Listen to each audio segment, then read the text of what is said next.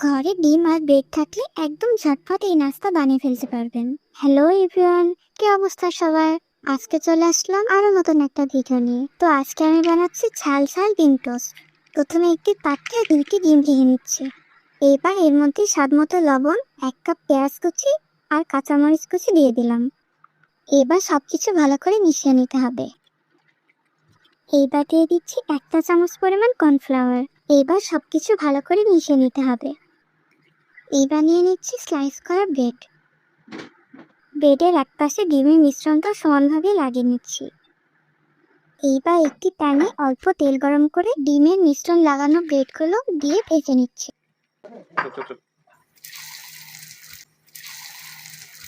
একটু সময় নিয়ে ভেজে নিতে হবে। উল্টে পাল্টে দুই পাশে গোল্ডেন আর খাস্তা হয়ে গেলে নামিয়ে ফেলতে হবে। এইভাবে সবগুলো ব্রেড ভেজে নিলাম। এটা খেতে এত মজা, বাচ্চারা তো খুবই পছন্দ করে।